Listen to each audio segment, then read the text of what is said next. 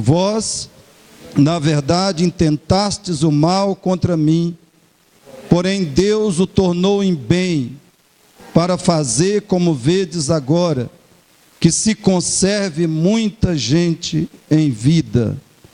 Vós, na verdade, intentastes o mal contra mim, porém Deus o tornou em bem, para fazer como vedes agora, que se conserve muita gente em vida. Querido, você já leu um romance? Sabe o que é um romance? É uma história de ficção escrita por um escritor talentoso, ou muitas vezes não tão talentoso, mas é um romance, é uma história de ficção. E 4 características do romance são estas: é uma história elaborada pela cabeça do escritor.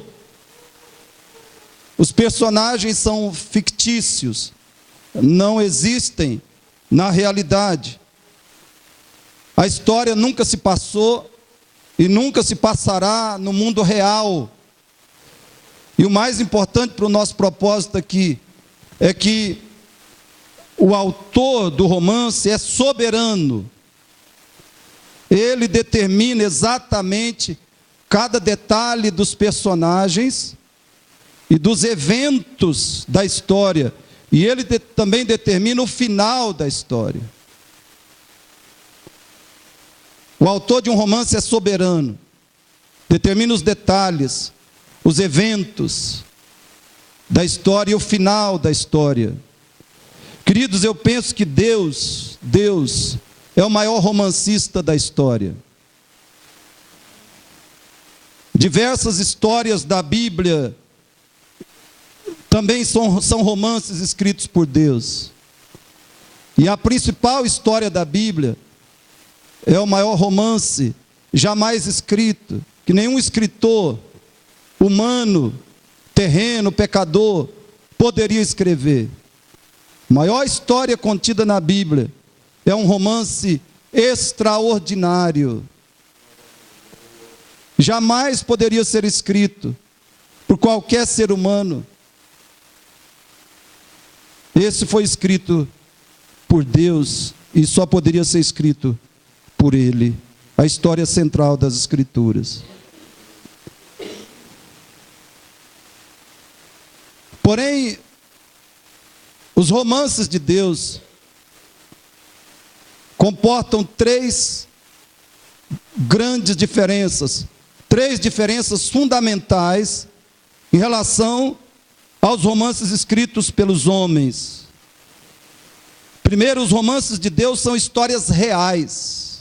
Histórias reais, são histórias que enquanto Deus as está escrevendo, elas também vão acontecendo na história, no tempo e no espaço.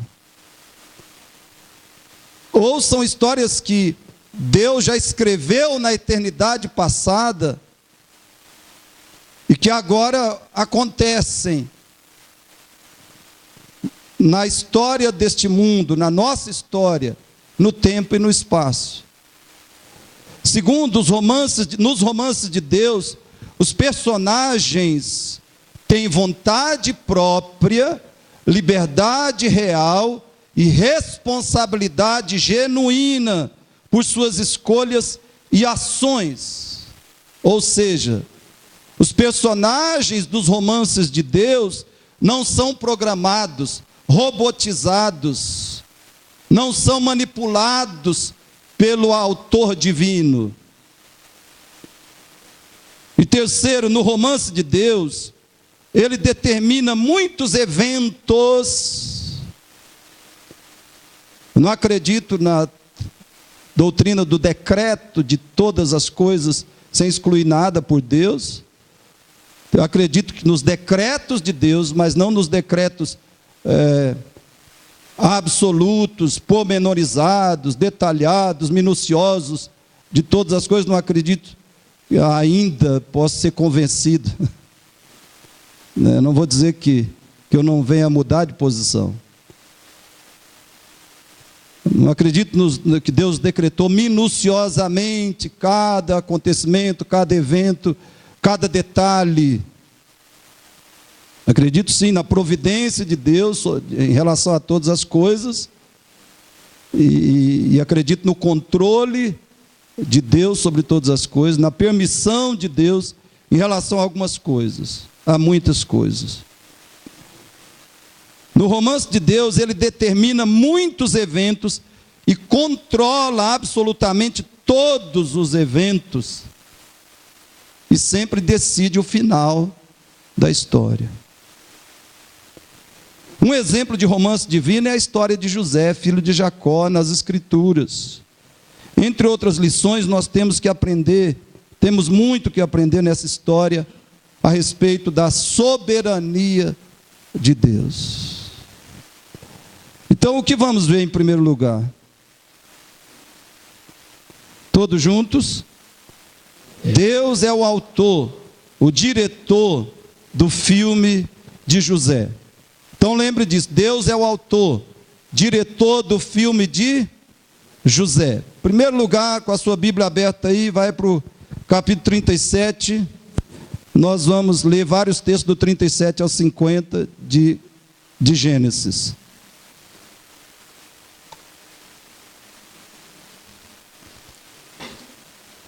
Então Deus é o autor, Deus é o diretor do filme de José na Bíblia. Como o é do filme de Esther, do filme de Ruth e Boaz, e sobretudo do filme de Jesus. Em primeiro lugar, escute bem, Deus foi o autor dos sonhos de José. Gênesis 37, 6 a 9, se você puder ler comigo 37, 6 a 9. Pois lhes disse, rogo-vos, ouvi este sonho que tive, atávamos feixes no campo, e eis que o meu feixe se levantou e ficou em pé, e os vossos feixes os rodeavam e se inclinavam perante o meu. Então lhe disseram seus irmãos, reinarás com efeito sobre nós dominarás realmente? E com isso tanto mais o odiavam, por causa dos seus sonhos e das suas palavras. Verso 9, teve ainda outro sonho, e o referiu a seus irmãos, dizendo, sonhei também que o sol, a lua e 11 estrelas se inclinavam perante mim. Ou José era meio arrogante, orgulhoso, ou ele era muito ingênuo. Porque ele já sabia que os irmãos não iam com a cara dele, não gostavam dele. Por que vai contar esses sonhos? Né? Mas se você ler o desenrolar da história, você verá que todo o propósito de Deus foi desencadeado por esses sonhos que Deus deu a José. Deus deu esses sonhos a ele. Segundo lugar, Deus foi o autor dos sonhos do padeiro e do copeiro. Deixa ali, viu, irmão? Não mexe ali não, tá? Por favor. Deus foi o autor dos sonhos do padeiro e do copeiro. Duas provas disso.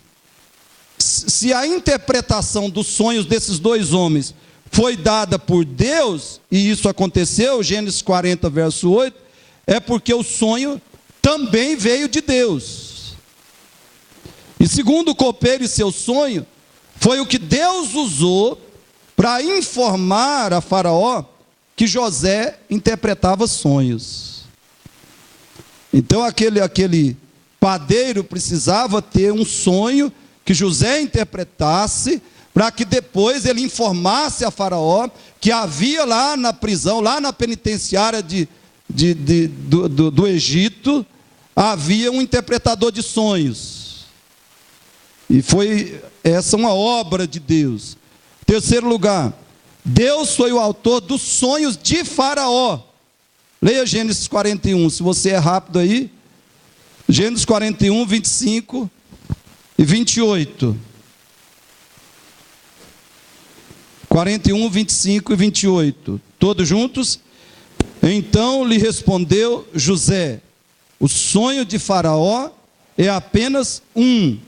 Deus manifestou a Faraó o que há de fazer. 28. Esta é a palavra como acabo de dizer a Faraó, que Deus manifestou a Faraó o que ele há de fazer. Então está explícito, não precisa nem explicar, né? Os sonhos de Faraó foram dados por Deus a esse homem ímpio, que não tinha nenhum relacionamento com Deus. Aqui já está um sinal evidente de quanto Deus é soberano. Ele fala com quem Ele quiser, Ele usa quem Ele quiser, Ele abençoa quem Ele quiser, e como nós vimos domingo passado, Ele mata quem Ele quiser. 4. Deus foi quem deu a José o dom de interpretação de sonhos. Foi Deus quem deu a José o dom da interpretação dos sonhos. Gênesis 40, verso 8. Leia aí, por favor, na sua Bíblia comigo. 48. Juntos. Vamos lá? Eles responderam: tivemos um sonho e não há quem o possa interpretar. Disse-lhes José: porventura não pertencem a Deus as interpretações? Contai-me o sonho. E olha o 41, 39. 41, 39. Depois disse Faraó a José: visto que Deus te fez saber tudo isto, ninguém há tão ajuizado e sábio como tu. O Faraó está declarando: José, eu tenho certeza, foi Deus que te deu a capacidade para interpretar esses sonhos, esse conhecimento, essa sabedoria, essa habilidade de descobrir os enigmas, de revelar os enigmas. Essa capacidade foi te dada por Deus. E José já mostrou essa convicção que ele tinha esse dom, quando ele disse para o padeiro e para o copeiro: não pertence a Deus as interpretações. Ele tinha essa convicção que Deus tinha dado a ele a habilidade de entender sonhos, de interpretações ou mensagens que Deus dava aos homens através de sonhos. José tinha essa certeza desse dom que ele possuía. E Faraó confirmou isso: Deus te fez saber tudo isso. 5º lugar, Deus foi quem levou José para o Egito. Foi Deus que levou José para o Egito. Gênesis 45, pode ler sua Bíblia? Gênesis 45, 7 a 8, parte A. 45, 7 a 8, vamos lá? Deus me enviou adiante de vós para conservar a vossa sucessão na terra e para vos preservar a vida por um grande livramento. Assim, não fostes vós que me enviastes para cá, e sim Deus. Aleluia. Se tiver, parece que está dando um barulho ali, se você puder diminuir um pouco, por favor, viu? Então, olha o que José está: Deus me enviou adiante de vós para conservar a vossa sucessão na terra. Deus tinha um propósito específico em mandar José para o Egito. E ele diz: conservar a vossa sucessão e para vos preservar a vida por um grande livramento. Assim não fostes vós que me enviaste para cá, e sim Deus. 6º lugar, Deus foi o causador da abundância e da falta de alimentos no mundo todo daquela época. Deus causou a abundância de alimentos por 7 anos, e Deus causou a falta absoluta de alimentos, pelo menos com exceção do Egito, em outras terras, em outras nações do mundo. Gênesis 41, 32, quem puder ler comigo. 41, 32. Vamos lá? O sonho de Faraó foi dúplice, porque a coisa é estabelecida por Deus e Deus se apressa a fazê-la. A coisa é estabelecida por Deus. Deus que decidiu, Deus que determinou, Deus que decretou que aconteceriam 7 anos de fartura no Egito, e depois deles viriam 7 anos de seca, de estiagem, de fome. que atingiria o mundo todo. 7. Deus foi o sustentador e abençoador de José no meio da sua tribulação de 13 anos, no mínimo 13 anos. Deus foi quem sustentou e abençoou José no meio da tribulação. E querido, espero que você entenda que Deus quer fazer isso com você também. Deus quer fazer isso com cada um de nós. Ele tem a tribulação para nós. Ele tem a aflição para nós. Ele tem a dor para nós. Ele não tem só a bênção, só a alegria, só o bem-estar, só a bonança. Deus tem nos seus propósitos, na sua soberania, na sua sabedoria, Deus tem a dor também para nós. Tem o sofrimento também. Tem a aflição também. Ou ele não tinha para José, ou nós somos melhores do que José. Somos mais crentes, mais espirituais, mais santos, ou menos necessitados do que José, menos necessitados da aflição, da tribulação e do sofrimento. Não somos. Evidente que não.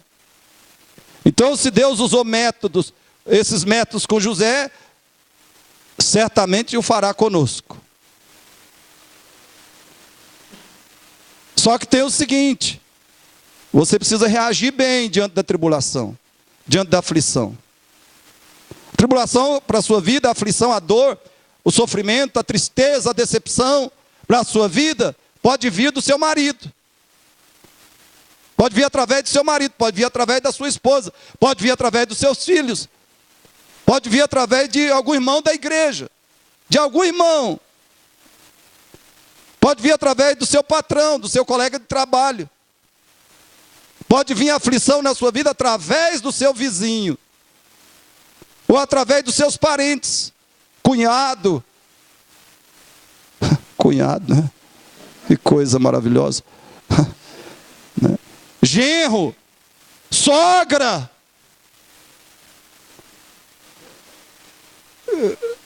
Qualquer pessoa pode ser instrumento de Deus para a nossa tribulação, para a nossa aflição. Na vida de José veio através de quem? Dos irmãos. Então as pessoas mais próximas de você podem ser os seus piores aguilhões. Ai, Beto, geme mesmo. Geme porque é real a coisa. E Deus se apressa a fazê-la.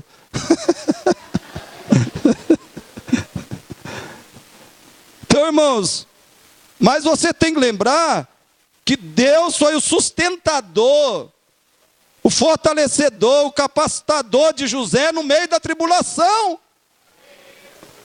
E Ele quer fazer isso com você. Agora você tem que reagir bem.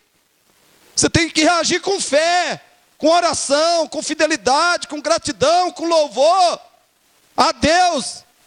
E com amor e paciência. Perdão para com seus ofensores. Não devolvendo na mesma moeda o mal que te fazem. Como José nunca se vingou de ninguém. Você viu que José não se vingou dos irmãos. Ele teve todo o poder, todas as armas, todos os recursos nas suas mãos. Ele era o homem mais poderoso do mundo. Eu digo que ele era mais poderoso do que Faraó. Porque o próprio Faraó diz para ele assim: olha, em todo o Egito ninguém vai levantar nem a mão nem o pé no Egito sem a tua ordem. Faraó só tinha um trono lá, só era... né? Só era uma decoração, né? Só era um cargo decorativo. Quem mandava mesmo no Egito era José. Então ele teve todo o poder para se vingar dos seus irmãos. Mas ele fez isso. O problema é que nós, irmãos, na hora de tribulação, a primeira coisa que a gente pensa, né? Se pudesse, ia lá e acabava com a raça dele ou dela. Aí vai sofrer, vai continuar a tribulação, vai permanecer a tribulação enquanto essa for a nossa atitude. vingativa, de ódio, de mágoa, de amargura, de maledicência, de fofoca, de difamação de quem nos feriu, de quem nos ofendeu. Então temos que reagir bem, e reagindo bem, nós seremos sustentados por Deus, abençoados, fortalecidos, usados por Deus no meio da tribulação, usados para abençoar muitas outras vidas, através do nosso próprio sofrimento. Olha o que diz Gênesis 39, 2 e 3. 39, 2a e 3. Gênesis 39, 2a e 3. Leia comigo, por favor. Olha bem. O Senhor era com José, que veio a ser homem próspero. Mas se na primeira aflição que tivesse sofrido, ele caísse no pecado, isso aqui não estaria escrito na Bíblia. Está vendo? Está dizendo, o Senhor era com José, que veio a ser homem próximo. Terceiro, vendo Potifar que o Senhor era com ele, e que tudo o que ele fazia, o Senhor prosperava. Quem prosperava? O Senhor. Não era ele que tinha o dom da prosperidade, não. O Senhor prosperava em suas mãos. 5b, verso 5b. A bênção do Senhor estava sobre tudo que Potifar tinha, tanto em casa como no campo. A bênção do Senhor. 21a, verso 21, parte A. O Senhor, porém, era com José. 23, parte B. Porquanto o Senhor era com ele, e tudo que ele fazia, o Senhor prosperava. O Senhor era com ele, e aí o Senhor prosperava o que ele fazia, o que era dele. Mas primeiro é isso, essa é a ordem, queridos. Primeiro Deus tem que ser conosco, ele tem que se agradar de nós. Em se agradando de nós, ele poderá ser com o que fazemos, abençoar o que fazemos e nos fazer prósperos. 8.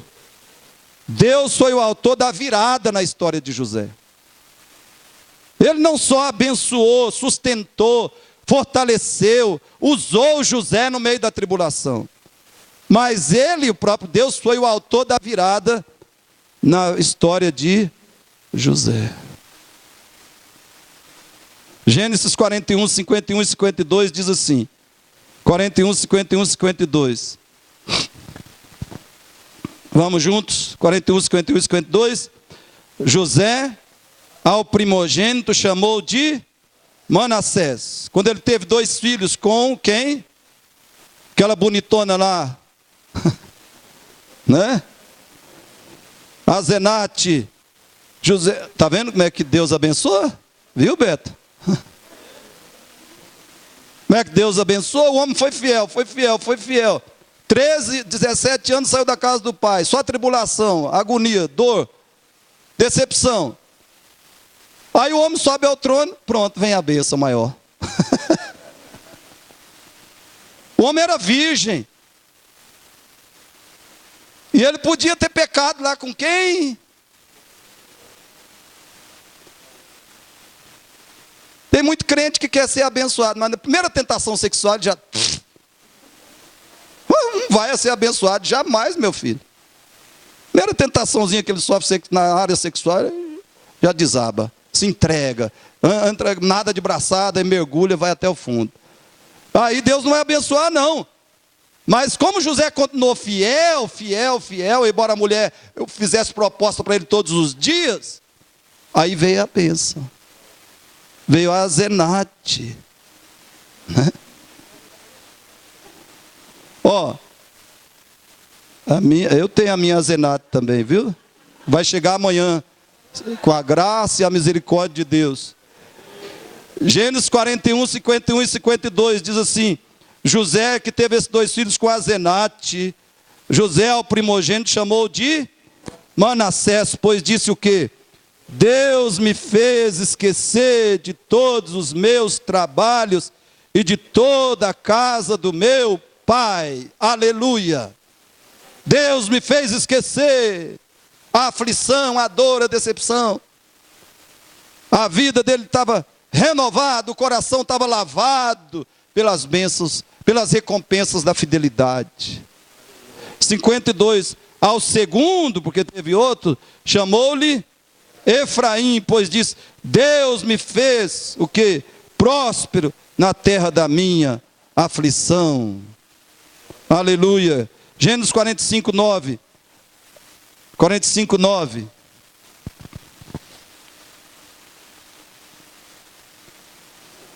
Vamos lá, 45, 9. Apressai-vos, subi a meu pai e dizei-lhe: assim manda dizer teu filho José: Deus me pôs por Senhor em toda a terra do Egito. Desce a mim, não te demores. Depois de 13 anos como escravo, né? 11 anos como escravo, no mínimo 2 como detento, como prisioneiro, lá naquela prisão imunda do Egito. Agora o que ele é? De odiado, primeiro ele era odiado, depois ele se tornou escravo, a coisa foi só piorando. Odiado, escravizado, piorou, depois piorou ainda mais, prisioneiro, detento. Agora acontece a virada. Ele vai para o trono, Azenate é a primeira maravilha, depois do próprio trono, aí os 2 filhos, e ele coloca os nomes nos filhos, para homenagear a sua vitória, a virada que Deus fez na vida dele. É assim, irmãos, que Deus manifesta a sua soberania, também para afligir, mas para abençoar os seus filhos fiéis. Ele é soberano para afligir. Ele aflige porque ele tem um propósito, tem um plano, tem um projeto para a vida de cada um de nós. Ele quer nos preparar. Deus precisa trabalhar em nós, para depois trabalhar através de nós. Mas pode acontecer de a gente morrer, e Deus não poder trabalhar através de nós, porque a gente nunca permite. A gente nunca aprende, nunca fica pronto para ser usado. Segundo lugar, todos juntos, vamos lá. Todo cristão bíblico é um José, cujo filme é produzido e dirigido por Deus. Amém? Se você é um cristão bíblico, se Cristo realmente é o seu Senhor e Salvador, não é só de boca, de língua, mas segunda-feira você segue a Cristo, terça-feira você segue a Cristo, quarta-feira você segue a Cristo. Cada dia da semana, não só no domingo, ou no culto, vir no culto domingo à noite, cada dia da semana você segue a Cristo. Jesus não chamou ninguém para aceitá-lo. São os pregadores de hoje que inventaram essa história: aceita Jesus. Jesus nunca chamou ninguém para isso. O que Jesus falou? Segue-me, segue-me, segue-me. E os apóstolos também nunca falaram: aceita Jesus. Porque aceitar Jesus é fácil. Por isso a gente tem um monte de religioso dentro da igreja evangélica. Tem igreja, comunidade evangélica, que tem mais religioso do que convertido, do que cristão verdadeiro, cristão bíblico. Porque as pessoas aceitaram Jesus, aí é fácil. Mas os apóstolos falaram: creia e se arrependa. Se arrependa e creia. E isso é outra forma de dizer: siga Jesus Cristo. Então, se você é um cristão bíblico, você é um José cujo filme é produzido e dirigido por Deus. O filme da sua vida é produzido e dirigido por Deus. Queridos, veja 2 grandes verdades que aprendemos nesse filme. Escute bem. A primeira: a vida do cristão é um desenrolar do plano de Deus. Aonde está isso? Gênesis 45, 7 a 8. Como nós já lemos, eu não vou nem dar tempo de você abrir aí, mas Gênesis 45, 7 a 8 diz assim, ó: Deus me enviou adiante de vós, para conservar a vossa sucessão na terra, Então, no plano de Deus para a minha e sua vida, Ele tem alguns objetivos, alguns propósitos gloriosos. Aí José continua: assim não fostes vós que me enviaste para cá, e sim Deus.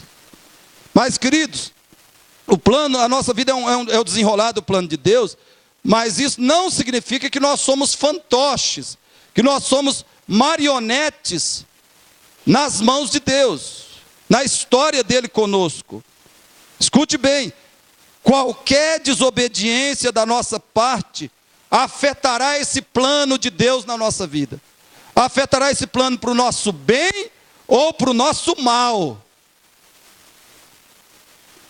A obediência ou a desobediência fará que a nossa caminhada nesse mundo seja mais fácil ou mais difícil, mais suave ou mais dura, mais agradável ou mais dolorosa. Nós não somos fantoches.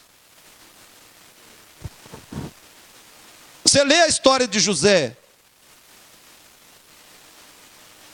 e lê a história do pai dele, Jacó. Jacó era difícil.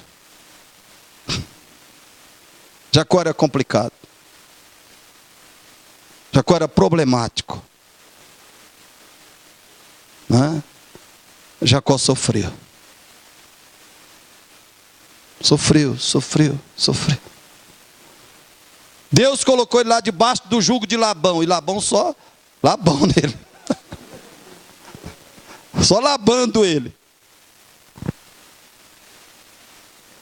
Mas José não. José não passou por aflições desnecessárias, por decepções desnecessárias. José não passou, porque ele sempre reagiu de um modo positivo, construtivo, agradável a Deus. Quando a gente é afligido e reage com incredulidade, com ira,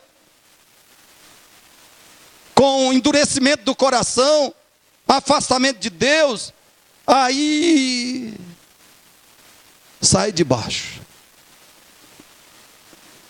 Por isso, olha o que diz, escute a Bíblia, Efésios 5, 15, 17 diz assim, ó: portanto, eu e você, para mim e para você, vede prudentemente como andais, não como nécios, e sim como sábios.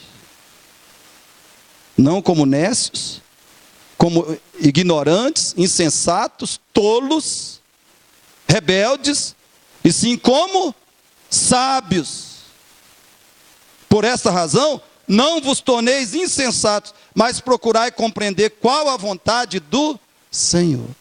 Em qualquer tribulação, aflição que você estiver passando, qualquer desafio da sua vida, decisão que você tiver que tomar, cuidado, procure saber qual é a vontade de Deus.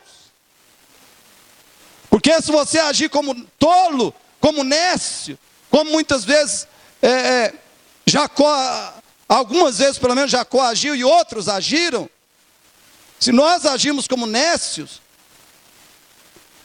nós vamos ter que sofrer mais.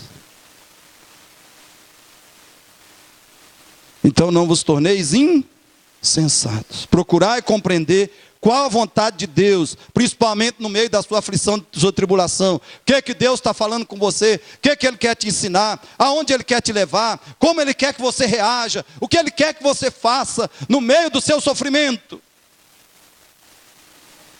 E segundo, aprendemos aqui que o plano de Deus para as nossas vidas é infalível.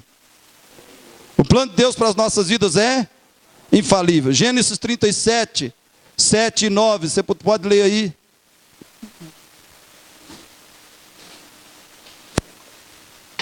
Agora só o 7 e 9. Olha bem, Deus anuncia o plano. Deus coloca no coração, na mente de José, Deus mostra para ele qual é o plano que tem na vida dele. Olha o plano, verso 7, vamos lá? Atávamos feixes no campo, e eis que o meu feixe se levantou e ficou em pé, e os vossos feixes o rodeavam e se inclinavam perante o meu. 9, parte B. Sonhei também que o sol, a lua e 11 estrelas se inclinavam perante mim. Então está aqui Deus dizendo: José, esse é meu plano para a sua vida. Mas ele só revelou o final, né? Só a bênção, só a glória, só a bonança, a alegria. Mas é assim, irmãos. Deus quer que a gente ande por fé. Por fé. Ele não é obrigado a falar para você o que Ele quer para a sua vida daqui a 10 anos ou 20. Ele pode ter algo glorioso, maravilhoso para você daqui a 20 anos. Mas Ele já te deu a palavra dEle. Se você amar a palavra, obedecer a palavra, confiar na palavra, o plano dEle na sua vida vai se realizar. Se você andar pela palavra. Aqui Deus teve que usar sonho, porque José não tinha nada. Tinha Bíblia, não existia Bíblia. Não tinha Bíblia. Hoje a gente fica querendo que Deus dê sonho. Deus fala assim: ó, meu sonho aqui para você, ó. 66 livros de sonho para você. Pega o sonho e enche seu coração de sonho. Enche a sua mente, sua boca, seu coração, tudo de sonho. E aí eu vou realizar os sonhos. Aí ele fica querendo: oh Deus, essa noite só podia me dar um sonho. Deus é soberano, se Ele quiser Ele te dá um sonho hoje ainda. Mas o sonho que Ele deu já está aqui. Segue o sonho. E pronto, vai dar certo. Né? Agora esses sonhos aqui de José, será que aconteceu? Será?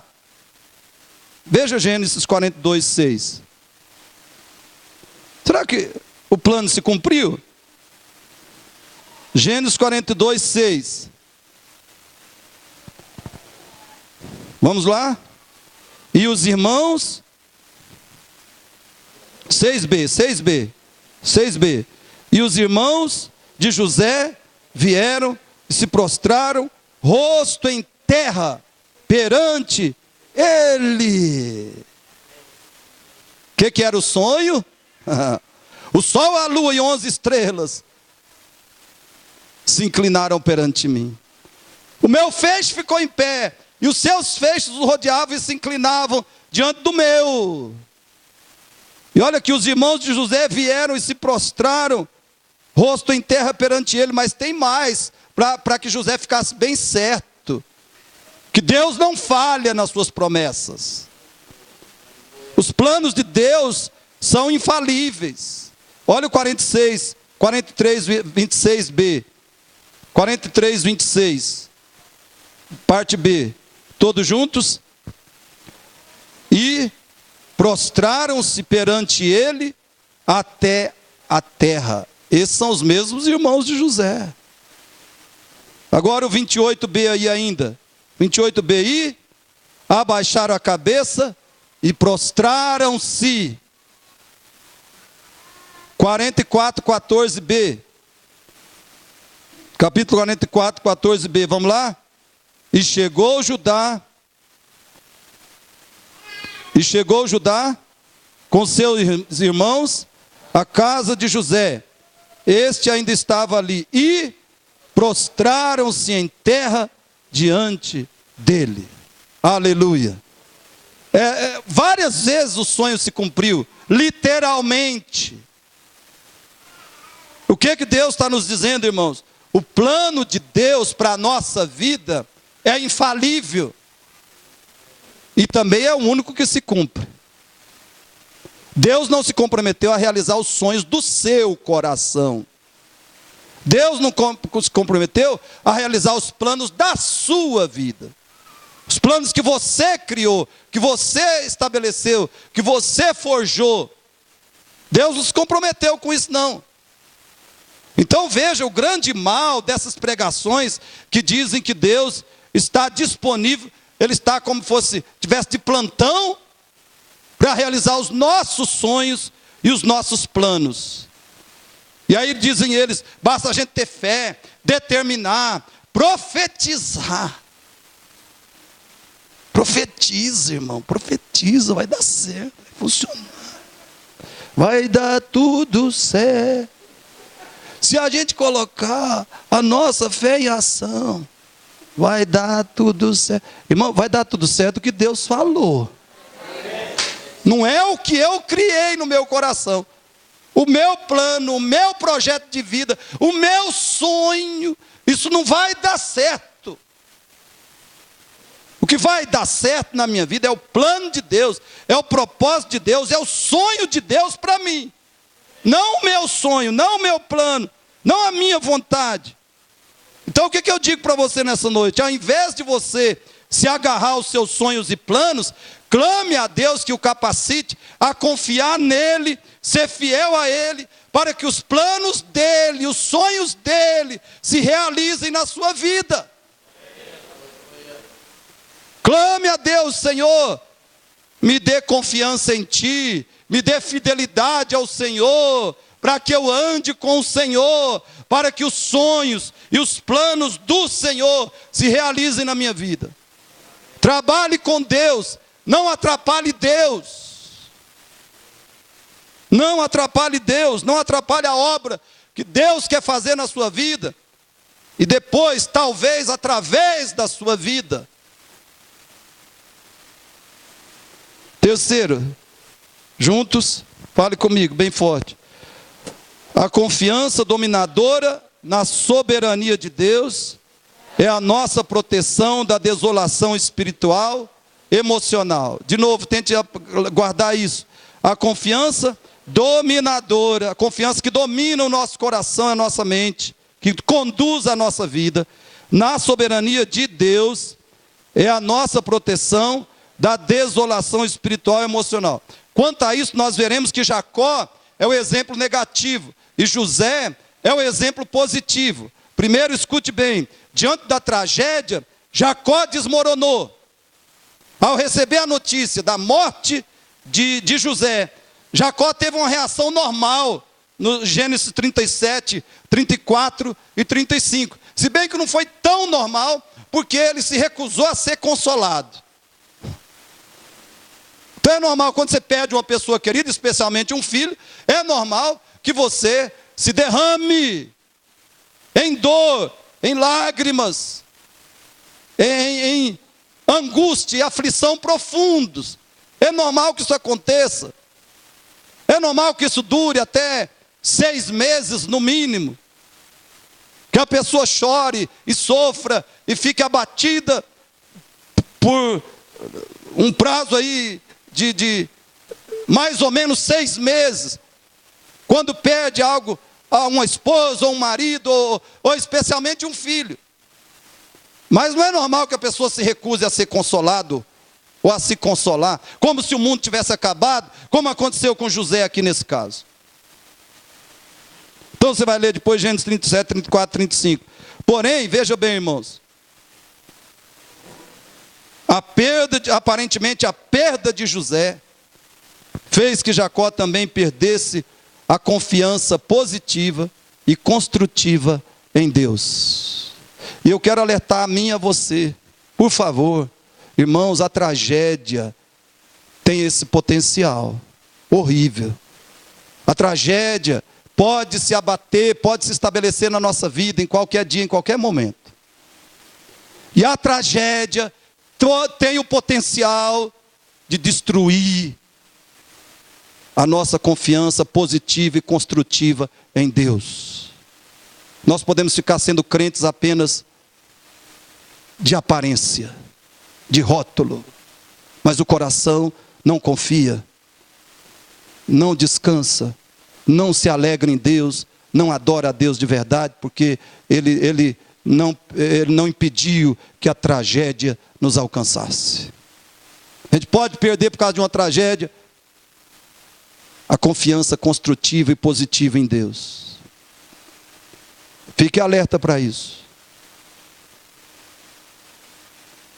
Quase todo mundo na vida, quase todo mundo, é difícil a pessoa, a não ser os que morrem bem cedo. Você tem essa opção também, né? Quase todo mundo na vida vai sofrer uma grande dor, uma grande perda, uma grande decepção. Quase todo mundo na vida vai passar por uma tragédia. Cuidado, se prepare. Peça graça a Deus para o dia mau. Porque a pior coisa que pode nos acontecer é a gente ficar desanimado, abatido, deprimido. E parar de confiar que Deus está trabalhando na nossa vida. E que Ele tem coisas maravilhosas para nós e para fazer através de nós. A perda de uma pessoa amada, muito amada, pode nos deixar arrasados pelo resto da nossa vida. E isso é terrível. Isso não pode acontecer com um cristão.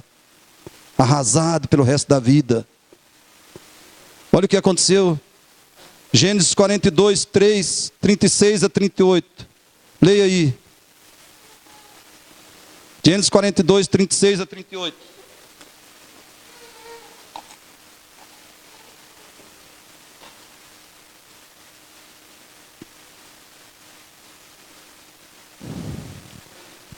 Vamos juntos?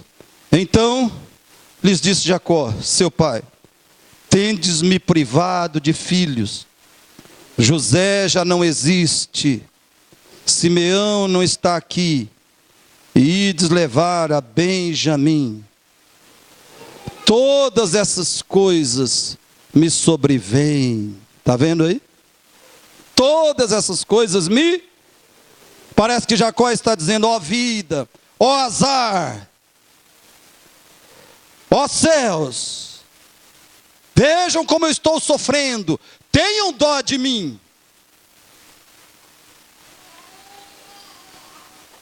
Essa foi a postura, essa foi a atitude, isso foi a constância da vida de José, da vida de Jacó, foi isso que marcou Jacó, desde que ele perdeu José. Olha o 37, mas Rúben disse a seu pai: mata os meus 2 filhos, se te não tornar a trazer, entrega-mo, e eu te restituirei. Ah, que beleza, que solução maravilhosa de Judá, de Rúben, né? Já perdi os 3 filhos, agora eu vou perder os 2 netos, vai me ajudar muito.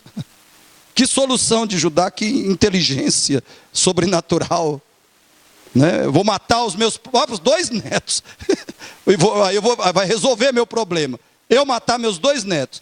38, juntos, ele porém disse: meu filho não descerá convosco. Ué, e Simeão? Simeão não valia nada, né? Simeão estava preso lá no Egito. Estava lá como refém. Não, Simeão pode ficar. Desde que eu fique com Benjamim. Eu estou falando de Jacó. Jacó era um negócio meio... Era eu, né? Era eu.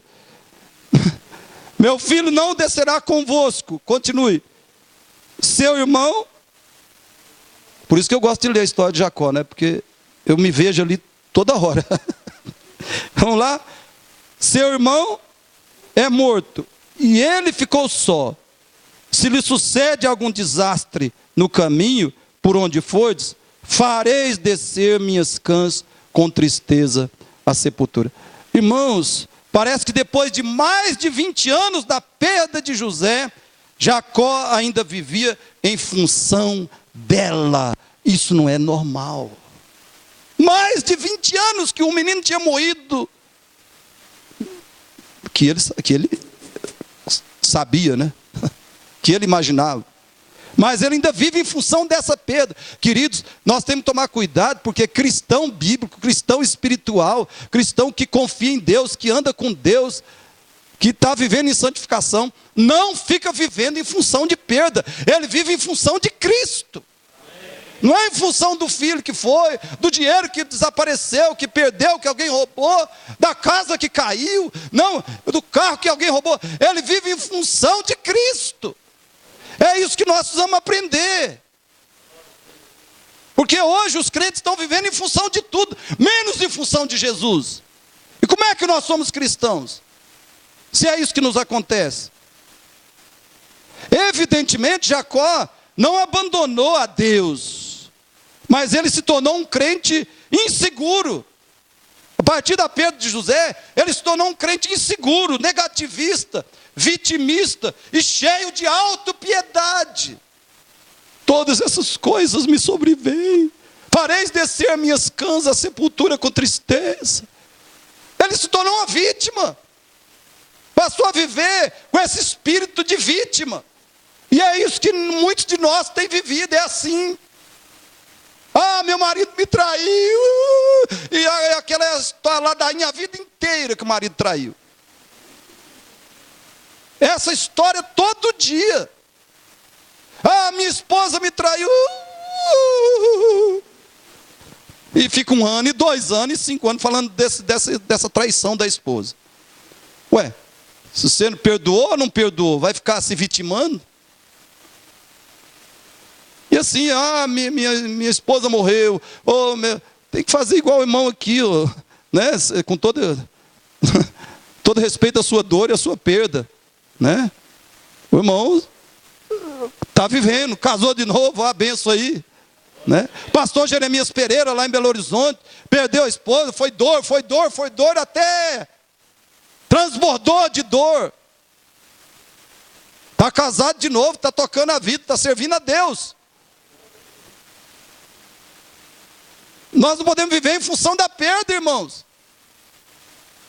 Até porque foi uma bênção, mas veio outra bênção. Né?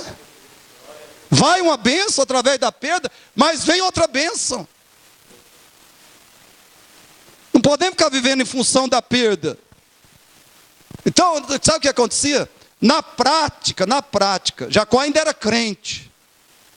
Né? Porque não tinha como não ser também, né? Não tinha como não ser. Ele é o Deus de Abraão, de Isaac, e tem esse abençoado aí depois, na lista. É o terceiro da lista, não tinha como não ser, né? Deus de Abraão, de Isaac e de Jacó. Então ele continua crente, porque o Deus verdadeiro é o Deus dele. E foi Deus que determinou e escolheu isso. Como isso me consola, né? Deus de Abraão, de Isaac, de Jacó e de Roberto Evangelista. Ó glória! Ó glória! Na prática, Jacó não confiava que Deus estava cuidando dele. Não confiava mais que Deus estava cuidando. Na prática, Jacó declarava que as promessas de Deus com ele tinham falhado. E muitas vezes ele ouvia essas promessas diretamente da boca de Deus. Lê a história de Jacó. Muitas vezes Deus veio e falou direto com ele, pessoalmente, cara a cara, face a face, boca a boca. E agora, porque perdeu José, ele estava declarando com a sua vida prática. Primeiro, que Deus não estava mais cuidando dele, ele não confiava mais no cuidado de Deus. Segundo, estava declarando que as promessas de Deus com ele tinham falhado. Queridos, eu compreendo muito bem essas reações de Jacó. Eu poderia fazer o mesmo, porém, quando nós fazemos isso, quando nós reagimos assim diante da perda, quando nós nunca superamos a perda, quando nós ficamos vivendo em função da perda, nós demonstramos 4 coisas. Primeiro, incredulidade em lugar de fé. Segundo, derrota espiritual em lugar de vitória. Terceiro, demonstramos, quando ficamos vivendo em função da perda, que Cristo não faz muita diferença em nossas vidas. Que Ele não faz muita diferença. Isso é o pior. Isso é o mais grave. E 4, demonstramos que a nossa conversão talvez não seja verdadeira. Um cristão vive em função de Cristo, não em função de tragédia, de dor, O cristão chora, sofre, lamenta. Talvez 1 mês, 3 meses, 6 meses, 1 ano. Mas mesmo enquanto lamenta, ele é movido por Cristo. Ele ainda está sendo movido por Cristo. E finalmente ele passa a viver só de Cristo e não da perda. Agora, irmãos, diante da tragédia, Jacó desmoronou. Mas, em segundo lugar, diante da tragédia, José prevaleceu. José prevaleceu. Veja apenas algumas decepções principais que José passou. Algumas decepções principais que ele passou. Odiado pelos irmãos, jogado no poço, vendido como mercadoria, escravizado, injustiçado e caluniado, finalmente lançado na penitenciária e esquecido lá por no mínimo 2 anos. Apesar de tudo isso, veja as atitudes e as palavras de José. Leia aí, eu vou correr mais agora, porque o nosso tempo está chegando ao final. Gênesis 39, 9b. Por favor, leia comigo. Gênesis 39, 9b.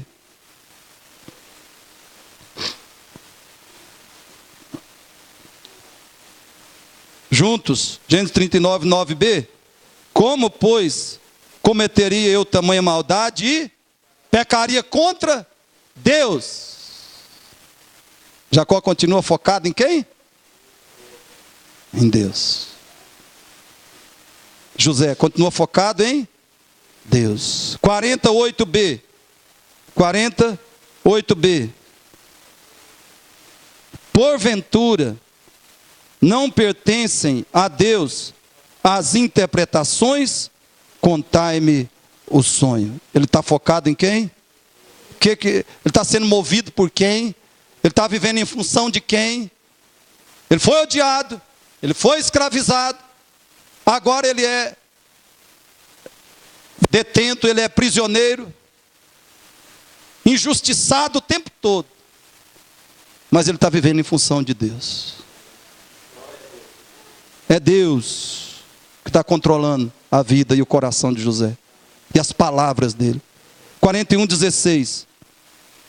41:16. Olha isso aqui, irmão. Isso é espetacular.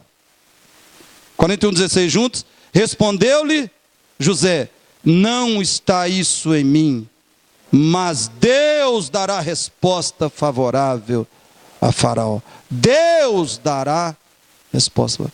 Ou seja, ele está falando: olha, Faraó, esse meu dom de interpretações, eu não tenho nada a ver com ele, não. Isso é coisa de Deus. É tudo dele. Eu não tenho mérito nenhum. Eu não tenho inteligência especial. Isso é obra de Deus. Em mim, através de mim, pela graça dele. Então José está glorificando a Deus. Tudo que ele passou, ele vai diante do homem mais poderoso da terra na época. E o que é que ele faz diante desse homem? Ele glorifica o mais poderoso do que Faraó. Ele glorifica o poderoso dos poderosos, que é o Deus da vida dele. É isso que move Jacó, é Deus. Que move José, é Deus. E se você ler depois os 50:20 que nós já lemos, ele diz assim: vós na verdade intentaste o mal contra mim, porém Deus o tornou em bem. Porque José sempre viveu na perspectiva de Deus, e motivado por Deus. Quando a bênção veio, ele não se assustou não. Ele só concluiu, né? Ele só verificou e confirmou que Deus, tudo aquilo que Deus estava fazendo, era prepará-lo para a missão que Deus tinha para ele. Deus o tornou em bem para fazer como vedes agora, que se conserva muita gente em vida. Então, queridos, vejam isso. Enquanto Jacó se tornou vitimista, amargurado e autocentrado pela tragédia, José permaneceu confiante, esperançoso em Deus e outro-centrado. Ele permaneceu centrado nos outros, em ajudar os outros, em abençoar os outros, em servir os outros.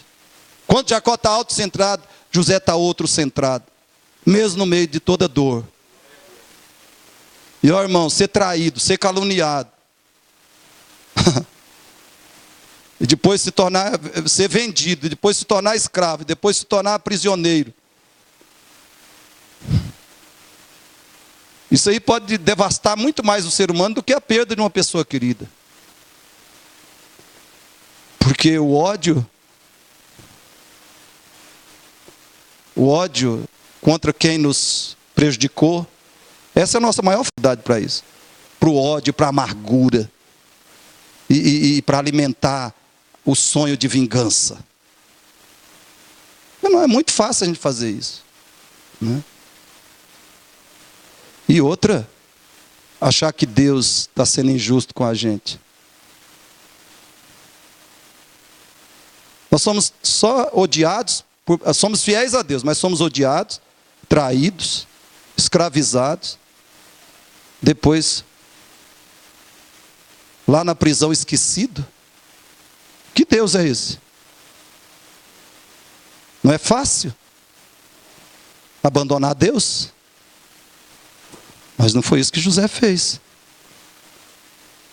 Irmãos, sem a consciência e a confiança profundas na soberania e fidelidade de Deus, a simples aflição nos torna derrotados e a tragédia nos faz completamente devastados.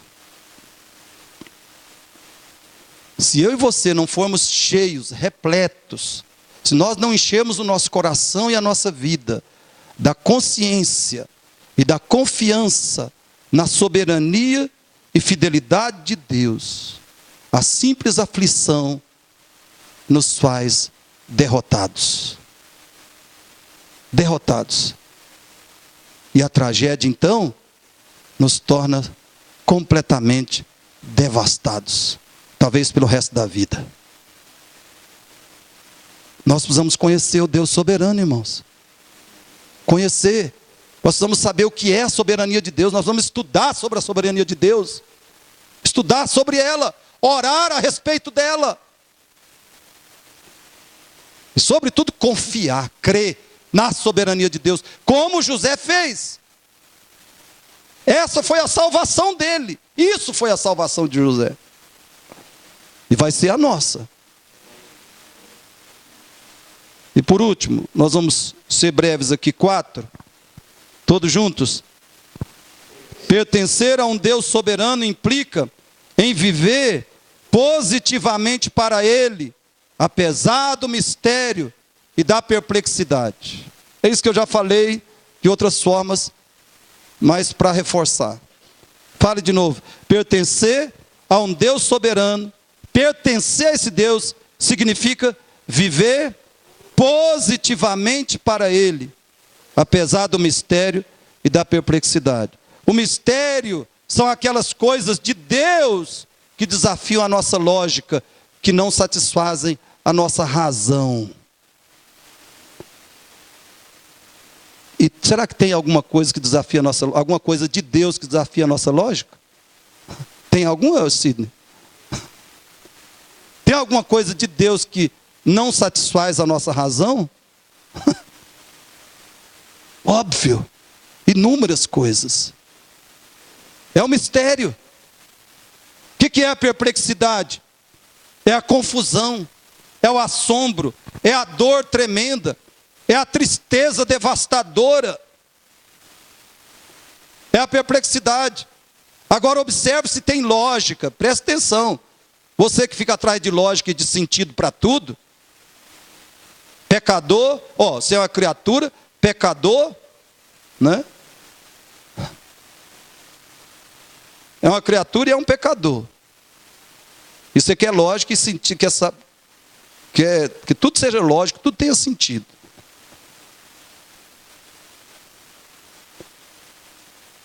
Observe se tem lógica, ou se tem sentido a história de José dos 17 aos 30 anos. Primeiro, ele honra a Deus, ele honra em tudo seu pai, é o filho de confiança do pai, e tem a promessa, né? Honra teu pai e tua mãe, serás bem-sucedido, serás abençoado por Deus. José fazia isso, Gênesis 37, 2. Apesar disso, José é odiado, é maltratado e é vendido como escravo. Segundo, José serve fielmente a Potifar.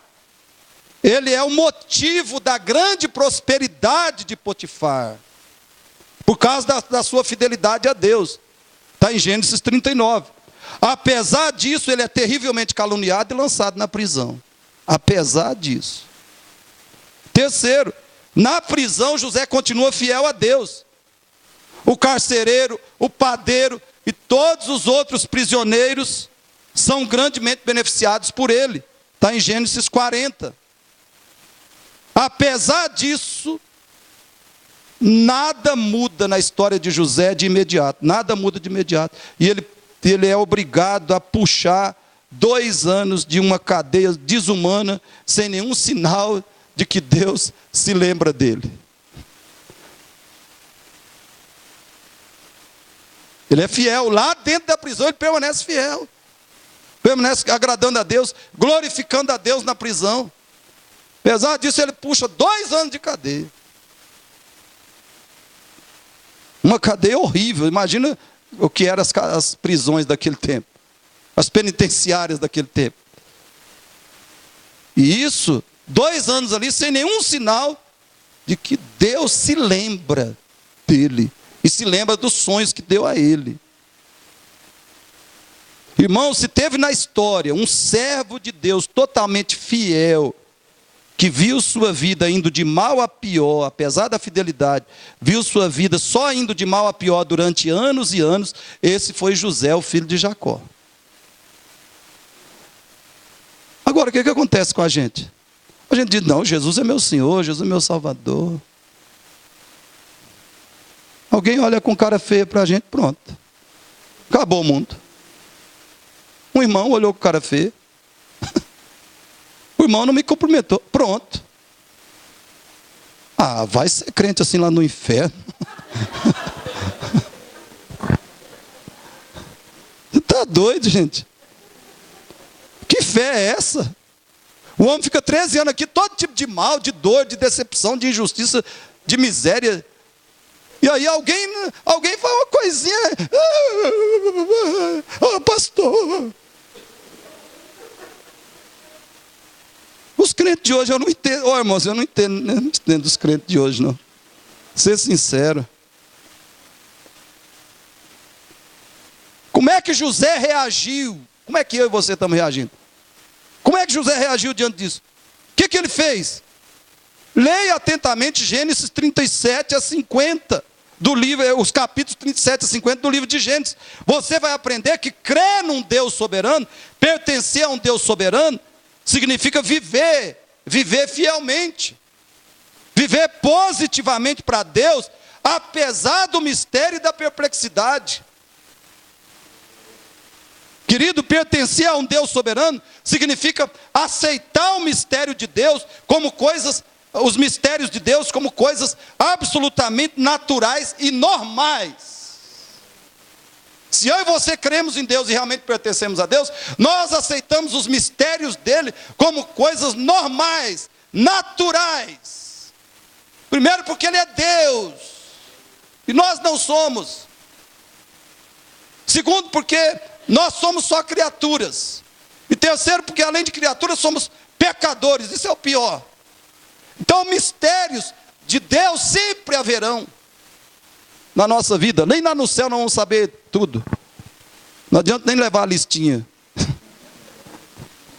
Ô Deus, mas e isso, ó. Cuida da sua vida, Deus vai te falar, cuida. Você está aqui no céu, tá bem? Tá faltando alguma coisa para você? Não, Deus. Então, me deixa em paz. Ô Deus, mas eu queria saber isso, como é que foi aquilo? Ah, de onde veio o mal, Deus?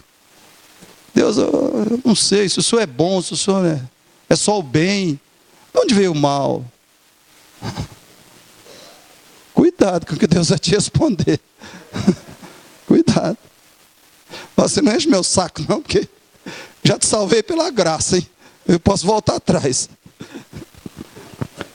Então, irmãos, pertencer a um Deus soberano significa obedecer esse Deus com fervor. Aconteça o que acontecer e custe o que custar.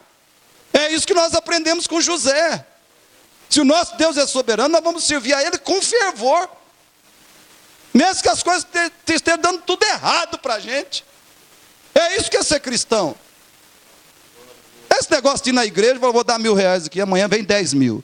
Sai fora.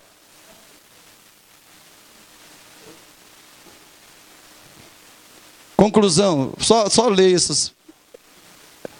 essas aplicações finais aí, todos juntos. Primeiro, por ser soberano, Deus tem razões que toda razão humana desconhece. Ó, profundidade da riqueza, tanto do conhecimento como da sabedoria de Deus. Quão inescrutáveis são os seus caminhos. Quão inescrutáveis, insondáveis são os seus juízos. Por ser soberano, Deus tem razões que toda razão humana desconhece. Então vamos descansar na graça dele e pronto. Segundo, se tentamos harmonizar e explicar tudo, queremos ser iguais a Deus, o que é presunção e idolatria. Vamos parar com essa história de querer entender tudo, explicar tudo, harmonizar tudo. E os teólogos, viu, irmão? Cuidado, que os teólogos têm essa mania, né? Ninguém nunca compatibilizou a soberania de Deus com a responsabilidade humana. Ninguém nunca compatibilizou essas coisas. E tem gente nascendo hoje que quer fazer isso. Está tentando. Terceiro, a soberania de Deus só nos deixa duas opções: descrer e, portanto, desanimar, desistir ou confiar. Sabe o que a Bíblia mais manda?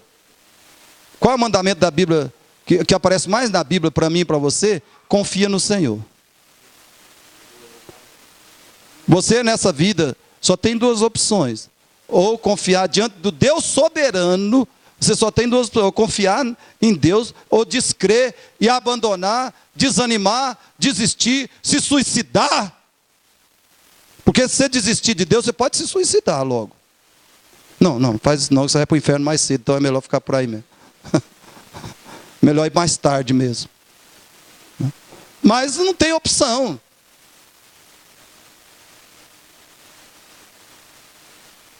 Eu não aconselho suicidar agora não, hein? Porque o inferno está esperando. A Bíblia diz: sem fé é impossível agradar a Deus. Portanto, aquele que se aproxima de Deus precisa crer que Ele existe e que Ele se torna galardoador, abençoador, recompensador daqueles que o buscam. E José é uma prova disso. José é uma prova que essa palavra de Deus é verdade. Ou você desconfia, descrê de uma vez, vive na depressão, depois vai para o inferno. Ou você confia em Deus, em Cristo, e recebe a recompensa. Diante da soberania de Deus, principalmente diante dela, é essas opções que nós temos. São essas. 4 e último. Juntos, José é o modelo de postura cristã diante da soberania de Deus. Irmãos, por que eu estou enfatizando isso? Porque quando a gente prega sobre a soberania de Deus na igreja, e eu preguei a doutrina do domingo passado, acontece que às vezes as pessoas ficam assim, né? Ficam mais descrentes do que crentes. Pregar sobre a soberania de Deus pode desconverter algumas pessoas. Pode fazer que aquele que confia em Deus assim, eu confio. Ele pode virar um incrédulo. Porque pastor pregou sobre a soberania de Deus, agora eu não creio mais em Deus. Então eu estou te dando um exemplo, um modelo histórico, um exemplo prático do Deus soberano e de um cristão verdadeiro.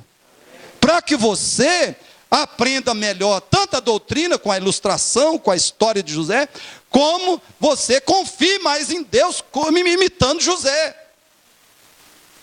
É esse o objetivo, um objetivo principal dessa pregação, irmãos. Porque a gente ouve sobre a soberania de Deus e aí, acho que não vou orar mais não. Lê a Bíblia, Deus é soberano, não sei, sabe? Acho que as coisas não vão dar muito certo para mim, não sei o que Ele quer para mim. Imite José, irmão. E sobretudo imite Jesus.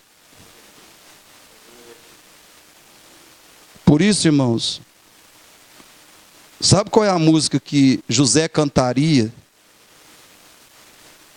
durante toda a sua vida, e principalmente na última parte da sua vida? Essa era a música que ele cantaria. Deus vai cumprir os seus planos em mim. Ele vai fazer o que lhe apraz. Sou pequeno e falho, mas Ele é Deus. Ele só faz o melhor pelos seus. Deus vai cumprir os seus planos em mim. Ele vai fazer o que lhe apraz. Sou pequeno e falho, mas Ele é Deus. Ele só faz o melhor pelos seus. Se você confiar em Deus e andar com Deus através de Cristo, como único Senhor e Salvador, tendo a Bíblia como seu manual de fé e de prática, se você fizer isso, a sua história, querida, a sua história será tão vitoriosa como a de José. E essa também será a sua música. Essa será a sua canção, agora e até o último dia da sua vida. Mas tudo começa com a conversão a Cristo. Tudo começa com a conversão. Sabe qual é o maior romance que Deus escreveu? O maior romance que Deus escreveu: a vida de Cristo, a morte de Cristo, a ressurreição de Cristo. Para que você, para que o pecador tivesse perdão, amizade com Deus, vitória sobre o mal e vida eterna. Você só começa a ser um José espiritualmente quando Jesus é seu Senhor e Salvador.